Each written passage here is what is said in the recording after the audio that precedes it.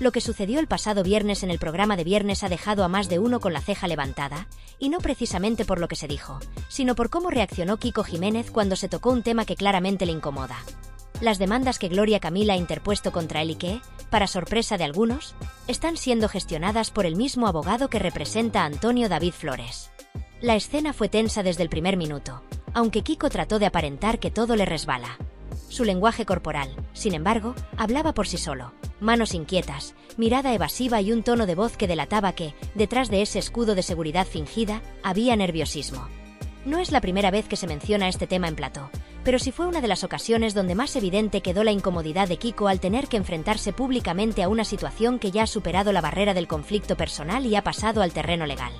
Y lo curioso de todo esto es cómo él intenta, una y otra vez, desviar la atención del fondo del asunto para centrarla en lo anecdótico, como el hecho de que Gloria Camila haya elegido al mismo letrado que en su momento defendió a Antonio David. Según Kiko, esto no es una coincidencia, sino una estrategia malintencionada. Una supuesta jugada de venganza. Pero la realidad es bastante más simple. Cuando una persona quiere contar con una defensa fuerte, acude a profesionales con experiencia, y si este abogado ya ha demostrado solvencia en causas similares, lo lógico es que vuelva a ser elegido. Durante la conversación en el programa, uno de los momentos más llamativos fue cuando Kiko, visiblemente alterado, dijo que se enteró de todo mientras participaba en Supervivientes, y que no entendía por qué Gloria Camila esperó tanto tiempo para actuar. Él mismo lo expresó con cierto tono de victimismo, insinuando que todo formaba parte de una especie de campaña coordinada para perjudicarle cuando él no podía defenderse. Sin embargo, lo que Kiko omite en su discurso es que, según las declaraciones de Gloria Camila, la decisión de iniciar acciones legales no fue impulsiva ni emocional, sino respaldada por profesionales de la salud que le recomendaron denunciar ciertos episodios por su gravedad. Se habló incluso de informes médicos y de asesoramiento especializado que consideraron que lo vivido por ella debía ser tratado desde el punto de vista judicial.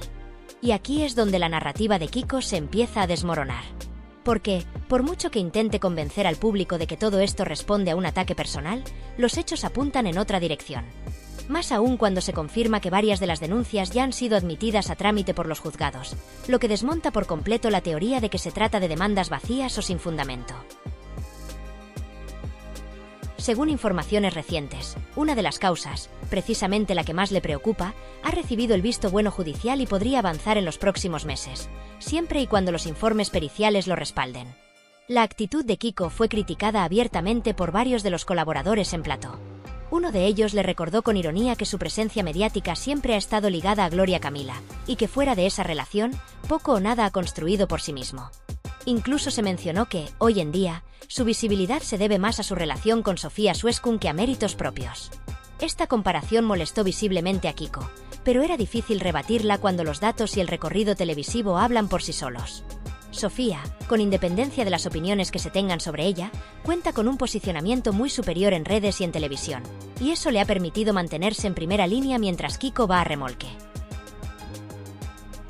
Otro momento incómodo para él fue cuando intentó sembrar la duda entre los espectadores, insinuando que, como Gloria Camila está asesorada por el abogado de Antonio David, eso implicaría una intención oculta o una conspiración orquestada por el entorno de Rocío Carrasco para seguir desprestigiándole.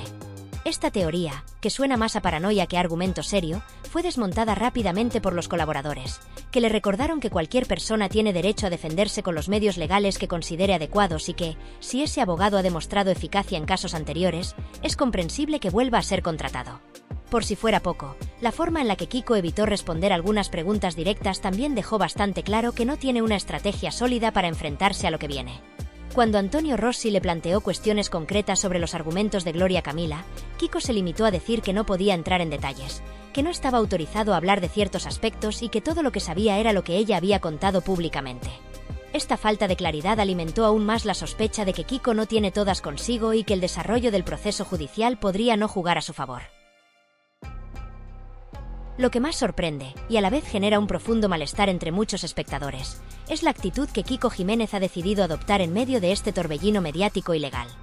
Lejos de mostrar un mínimo de autocrítica, humildad o siquiera una pizca de reflexión sobre lo que ha pasado y cómo han evolucionado los acontecimientos en los últimos años, sigue insistiendo en la confrontación directa y en una narrativa de víctima que cada vez resulta menos creíble. Mientras muchos esperaban que, al menos ante la posibilidad de que algunas denuncias sean admitidas a trámite, su actitud cambiara hacia una postura más moderada o cauta, él ha optado por elevar el tono, insinuar conspiraciones en su contra y utilizar los focos de los platós para seguir lanzando indirectas que alimentan aún más el conflicto. Kiko insiste una y otra vez en que está siendo objeto de una persecución, como si todo lo que ocurre a su alrededor fuese fruto de una campaña organizada para hundir su imagen pública. Pero lo cierto es que, más allá de sus palabras y gestos ensayados, no ha ofrecido ninguna prueba sólida que respalde esa teoría. En cambio, lo que sí existe, y cada vez con mayor peso, son antecedentes de su comportamiento, declaraciones pasadas, actitudes públicas y privadas que muchos aún recuerdan perfectamente. La memoria colectiva no se borra tan fácilmente como él parece creer. Sus años de relación con Gloria Camila no fueron precisamente discretos ni ejemplares, y los que siguieron después tampoco han ayudado a construir una imagen de estabilidad o madurez. De hecho, muchos opinan que su carrera mediática ha estado basada casi exclusivamente en el conflicto, en las relaciones polémicas y en el aprovechamiento emocional de quienes han estado cerca de él. Y eso es lo más preocupante, que no reconozca su parte de responsabilidad en todo este asunto. Porque cuando una persona es mencionada de manera reiterada en conflictos legales, mediáticos y personales, lo lógico sería preguntarse si parte del problema no reside también en uno mismo. Pero Kiko, en lugar de asumir aunque sea una mínima cuota de culpa o mostrar algún tipo de empatía por quienes hoy dicen sentirse dañadas por sus actos, prefiere seguir posicionándose como el centro del drama, como si todo el mundo tuviera algo en su contra sin motivo alguno. Existe, y hay que decirlo con claridad, una gran diferencia entre ejercer el derecho legítimo a defenderse y construir una narrativa manipulada con la única intención de lavar la imagen pública. Y eso es justamente lo que está haciendo Kiko. Ha optado por presentarse ante las cámaras como el gran damnificado de una historia que, sin embargo, tiene varios capítulos escritos por él mismo. Está intentando convencer a la audiencia de que detrás de las denuncias, detrás del malestar de su expareja, detrás de los informes médicos que ahora se toman en serio los jueces, no hay más que un deseo de venganza. Pero esa versión se desmorona rápidamente cuando aparecen pruebas, documentos legales y testimonios que relatan vivencias que podrían tener consecuencias psicológicas graves. Vivencias que, de ser probadas, no se resuelven con una entrevista televisiva ni con un discurso de víctima en horario estelar. La justicia, afortunadamente, no se basa en likes, ni en opiniones virales, ni en simpatías pasajeras del público. La justicia trabaja con hechos, con peritajes, con pruebas contundentes, y será la que finalmente determine si Kiko ha cruzado límites legales y éticos que justifiquen una condena o sanción. Pero incluso si los tribunales no llegaran a dictar una sentencia en su contra, hay un juicio paralelo que ya ha comenzado, y ese es el de la opinión pública. Un juicio que, aunque no tiene consecuencias penales, sí tiene un impacto irreversible en la reputación.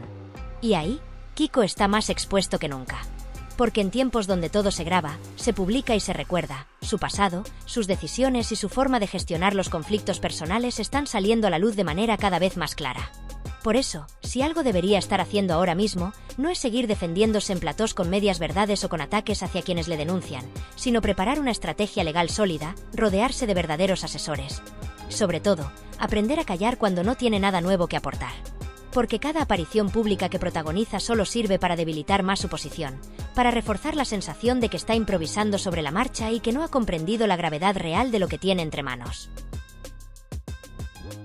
En definitiva, lo único que le queda a Kiko es enfrentarse a la realidad con valentía. Y eso significa aceptar que no todo gira en torno a él, que hay personas que podrían haber salido muy dañadas por su comportamiento y que, ahora, es el turno de la justicia. Lo que ocurra en los tribunales marcará un antes y un después en esta historia, pero lo que la gente ya ha empezado a ver, y a juzgar, no se borra con una entrevista más. La imagen pública no se limpia con discursos, se construye con coherencia y responsabilidad. Como siempre, estaremos muy pendientes del desarrollo de este caso, porque lo que está en juego aquí no es solo un cruce de declaraciones. Es la verdad de una historia que, durante mucho tiempo, ha sido contada por una sola voz. Si te interesa seguir cada paso y estar al tanto de todas las novedades, te invito a dejar tu opinión abajo en los comentarios. Y, por supuesto, apóyanos con un like y suscríbete para no perderte ninguna actualización. Esto apenas comienza. Lo que más llama la atención en todo este asunto no es únicamente la gravedad del conflicto legal al que se enfrenta Kiko Jiménez, sino la manera en que ha decidido encarar públicamente una situación tan delicada. En lugar de adoptar una postura más cautelosa, introspectiva o incluso respetuosa con los tiempos y formas que exige un proceso judicial de esta naturaleza, ha optado por seguir construyendo una narrativa donde se presenta como víctima de una supuesta persecución mediática y personal. Desde su primera intervención, ha intentado esquivar la responsabilidad de los hechos que se le imputan, amparándose en la idea de que él también tiene derecho a no hablar del tema, como si el silencio fuera sinónimo de inocencia, o como si exponer sus argumentos ante una audiencia masiva le diera más legitimidad que las pruebas que se están valorando en sede judicial. Pero lo cierto es que, cuanto más habla, más se enreda en sus propias declaraciones. Él mismo ha dicho, en distintas ocasiones, que prefiere no pronunciarse sobre los detalles de la denuncia porque, según su versión, su expareja tampoco lo ha hecho. Sin embargo, en esa misma línea de pensamiento, se contradice afirmando que todo esto no es más que una estrategia para que ella pueda volver a la televisión, recuperar notoriedad y beneficiarse económicamente del escándalo. Entonces, ¿en qué quedamos? No quiere hablar del tema por respeto a la privacidad del proceso, o está convencido de que todo responde a una maniobra mediática para obtener protagonismo. Esas incoherencias son precisamente las que hacen que su versión pierda solidez y credibilidad, sobre todo cuando queda en evidencia que ha sido él mismo quien, en entrevistas previas, ha compartido datos específicos sobre los motivos de la denuncia. Durante una conversación previa a su intervención más reciente en televisión, se le escuchó relatar con bastante detalle 3 episodios concretos que, según su propio testimonio, estarían recogidos en la denuncia: una infidelidad, una situación de carácter sexual en grupo y un acto íntimo que fue interpretado por su pareja de forma negativa. Lo más preocupante de este relato no es solo el contenido, sino el tono en el que se expresan estos temas. Se habla de episodios íntimos, emocionales y potencialmente traumáticos con una ligereza que resulta ofensiva para cualquiera que haya atravesado por una relación tóxica o por situaciones donde el consentimiento, la confianza y el bienestar psicológico hayan sido puestos en duda. El hecho de que todo esto se trate como si fueran simples anécdotas dignas de tertulia nocturna en televisión deja entrever una alarmante falta de sensibilidad. Además, cuando otros colaboradores le hacen ver que ha sido él quien ha compartido esta información, intenta negarlo o minimizarlo, como si el simple hecho de decir "yo eso no lo conté" fuera suficiente para borrar el rastro de lo que ya quedó grabado. Incluso cuando se le pregunta cómo sabe tantos detalles sobre una denuncia a la que dice no haber tenido acceso, su explicación se vuelve aún más difusa. Menciona que ha hablado con personas cercanas, con Gloria Camila, e incluso insinúa que la información ha sido deducida de manera informal. Sin embargo, cuando se le confronta con pruebas de que esos detalles salieron directamente de su boca, cambia el discurso o lo niega con torpeza. Es evidente que hay una estrategia comunicativa improvisada, donde se responde según convenga en cada momento, sin medir las consecuencias ni tener en cuenta que el juicio no es solo jurídico, sino también social. Pero lo verdaderamente alarmante es cómo se intenta deslegitimar una denuncia de este calibre insinuando que todo forma parte de un intento por volver a estar en boca de todos. Es un argumento peligrosamente frívolo que reduce una acusación formal, respaldada por informes psicológicos y testigos, a una especie de show mediático sin fundamento. Hablar de que la expareja ha hecho esto para ganar dinero o protagonismo es ignorar por completo el dolor emocional que puede esconderse detrás de este tipo de decisiones legales. No todas las víctimas de maltrato psicológico o manipulación emocional tienen la fuerza de hablar públicamente, y muchas de ellas solo encuentran la posibilidad de buscar reparación a través de la justicia. Burlarse o poner en duda esas intenciones sin aportar pruebas sólidas es no solo irresponsable, sino también profundamente injusto. Por otro lado, en ese relato suyo lleno de contradicciones, se llega incluso a ridiculizar los supuestos contenidos de la denuncia. Habla de un trío que, según él, su pareja llevó a cabo de forma espontánea y sin su participación activa. Insinúa que ella lo hizo para complacerlo, y se pregunta, con ironía, desde cuándo un acto sexual consentido o una infidelidad pueden ser objeto de una denuncia. También menciona que en una ocasión se masturbó estando solo en casa y que, al descubrir un preservativo en la basura, su pareja reaccionó con celos. Esa escena, según él, también figura en la denuncia.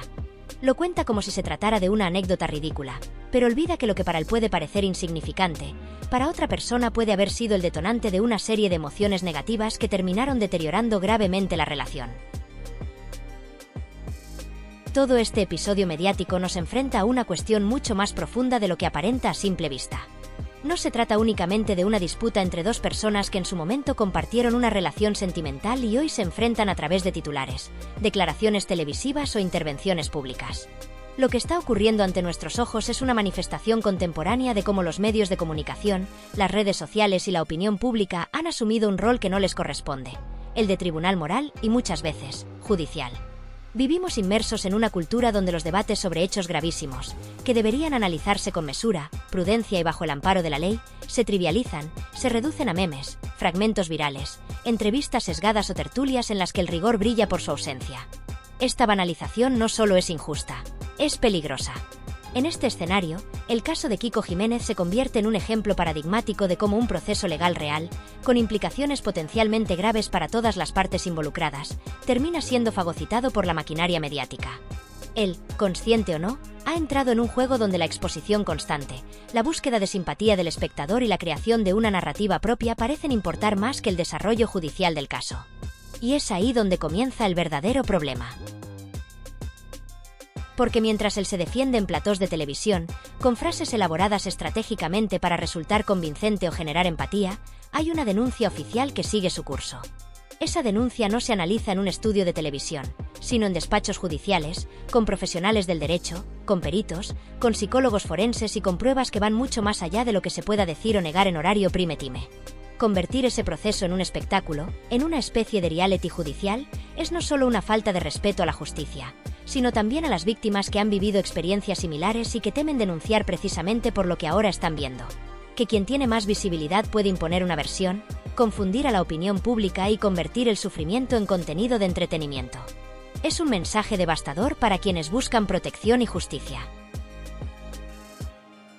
Es importante recordar que cualquier persona, incluida Kiko, tiene derecho a defenderse. La presunción de inocencia no es un privilegio, es un derecho fundamental, y hasta que la justicia no se pronuncie de forma firme, él no puede ni debe ser tratado como culpable. También tiene derecho a guardar silencio, a no pronunciarse públicamente, o a explicar su versión si considera que está siendo injustamente señalado. Pero lo que no se puede hacer es jugar a todas las cartas a la vez, exigir respeto por un proceso judicial en marcha mientras se ofrecen fragmentos selectivos de información, se lanzan insinuaciones en platós y se omiten deliberadamente detalles que podrían alterar por completo el contexto de lo que se está discutiendo. Este comportamiento contradictorio, en el que se combina la victimización pública con una exposición constante y estratégica, no solo genera una percepción de manipulación, sino que daña profundamente la credibilidad del discurso. No se puede pedir que se respete el silencio mientras se construye un relato en directo. No se puede solicitar empatía y comprensión mientras se desacredita o se ridiculiza la otra parte. Y, desde luego, no se puede obviar el pasado propio como si no existiera. Kiko Jiménez no es un personaje ajeno al escándalo ni al conflicto público. Durante años, ha hecho de su vida personal un contenido recurrente en medios, ha protagonizado rupturas expuestas, discusiones públicas y episodios sentimentales que han sido retransmitidos en directo con todo lujo de detalles. Su relación con Gloria Camila, por ejemplo, terminó en un caos mediático que dejó una huella imborrable en el imaginario colectivo. Pensar que ahora el público olvidará ese historial y aceptará sin cuestionar su nueva narrativa es, como mínimo, ingenuo. El contexto en el que se produce esta denuncia no puede ser ignorado. No hablamos de un hecho aislado, sino de una trayectoria pública marcada por la polémica, el conflicto y la exposición emocional como estrategia de presencia. Por eso, cuando Kiko intenta posicionarse como víctima de un sistema injusto que lo señala sin pruebas, olvida que ha sido él mismo quien ha alimentado durante años una imagen de confrontación permanente. Y eso, le guste o no, tiene consecuencias. Porque la opinión pública, aunque no sea juez, también tiene memoria. Y no está formada solo por fans, sino por personas que observan, comparan, recuerdan y juzgan según lo que ven y escuchan. A todo esto se suma un elemento especialmente delicado: el contenido de la denuncia. No estamos ante simples acusaciones sentimentales. Se habla de episodios que, de confirmarse, podrían constituir delitos. Se mencionan testimonios de especialistas en salud mental, informes de peritos, actitudes que podrían haber generado daño emocional o psicológico y situaciones que, en cualquier caso, deben ser investigadas con profundidad y sin contaminación mediática. Aquí no se trata de saber si una persona fue infiel o si hubo una discusión acalorada. Se trata de esclarecer si existieron conductas inapropiadas, abusivas o incluso delictivas. Y eso requiere una seriedad absoluta. Es necesario insistir en que la libertad de expresión no debe ser utilizada como pretexto para desviar la atención del fondo del asunto. Defenderse no es un pase libre para emitir juicios sobre los demás, ridiculizar denuncias, ni minimizar el dolor ajeno. Expresar una opinión no puede convertirse en la herramienta para condicionar a la justicia ni para presionar a quien ha decidido recurrir a ella. Hay límites, éticos y legales, que deben respetarse, especialmente cuando hay un proceso judicial en curso. No todo vale. No todo puede ser utilizado como munición mediática. Y es que, más allá de lo que dicte un juez, hay algo que ya está claro para buena parte del público. La forma en la que Kiko ha decidido afrontar este asunto no ha sido la más coherente ni la más empática. En lugar de mostrarse prudente, ha optado por convertir cada aparición en una oportunidad para redibujar su imagen. En vez de asumir una postura respetuosa con el proceso, ha insistido en generar ruido, dudas, contradicciones. Y en ese camino, lo que consigue no es fortalecerse, sino exponerse. Porque, al final, el relato que se construye en medios no sustituye la verdad judicial, pero sí puede dejar huellas imborrables en la percepción pública. Y esa percepción, aunque no condena legalmente, sí juzga desde otro lugar, el de la conciencia colectiva. Este caso nos obliga, como sociedad, a cuestionarnos qué tipo de cultura estamos alimentando. ¿Queremos vivir en un entorno donde todo se reduce al espectáculo, donde la verdad importa menos que la narrativa más viral? ¿Estamos dispuestos a permitir que los procesos legales se enfrenten primero en platós antes que en juzgados? ¿Hasta qué punto vamos a seguir confundiendo popularidad con legitimidad? La justicia no se hace en directo. Se hace con pruebas, con rigor, con respeto por todas las partes. Y si algo debemos aprender de episodios como este, es que convertir el dolor ajeno en contenido nos aleja de la justicia y nos acerca al circo. Un circo donde la verdad importa poco, y donde lo que más pesa es quien logra dominar el relato. Pero la justicia, tarde o temprano, siempre llega.